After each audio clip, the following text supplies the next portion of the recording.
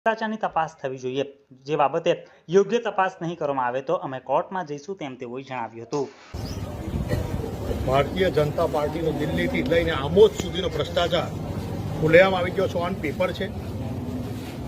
નગરપાલિકા આમોદમાં જે હરાજી થઈ અને જે માલ ઉઠાવવા માટે કોન્ટ્રાક્ટર દ્વારા પેમેન્ટ જમા કરવામાં આવે છે અને જે પેમેન્ટ બાકી રાખવામાં આવે છે, ઓન પેપર એકાઉન્ટ પે પૈસા ભરવામાં આવે અને ત્યારબાદ બીજા પૈસા 1.5 લાખ 1,50,000 રૂપિયા જેવી રકમ ભરવામાં નથી આવતી.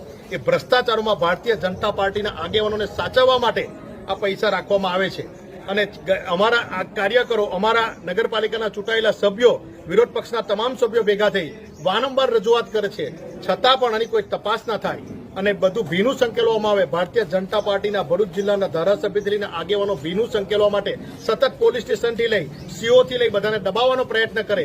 ત્યારે ગઈકાલે આત્મવિલોપનની અમારા મહેન્દ્ર રબારી આગેવાને આત્મવિલોપનની ધમકી આપી પોલીસે એની ધરપકડ કરી. અમે આ પોલીસ સ્ટેશનમાં ઉભેલા છે ત્યારે એને ધરપકડનું સાંભળીને ગઈકાલે સાંજે જે કેશ માણસ આટલી બધી કઈ રીતે રોકડી રાખી શકે હિન્દુસ્તાનમાં, 1.5 લાખ રૂપિયો એક રિટાયર એકાઉન્ટન્ટને બોલાવી અને નગરપાલિકાના ચીફ ઓફિસર સીઓ એને જમા કરાવે, પેલાને ઘેર મોકલી દે ચાલુ એકાઉન્ટન્ટને અને એ 1.5 લાખ રૂપિયા રોકડો લે અને એ પાછો લેખિતમાં કોન્ટ્રાક્ટર આપે છે કે આટલા જણની હાજરીમાં મેં પૈસા ભર્યા. એવું શું કામ માટે લખવાનું, કે શા માટે લખવાનું, આ શા માટે પૈસા આપ્યા છે એનો કોઈ ઉલ્લેખ નથી.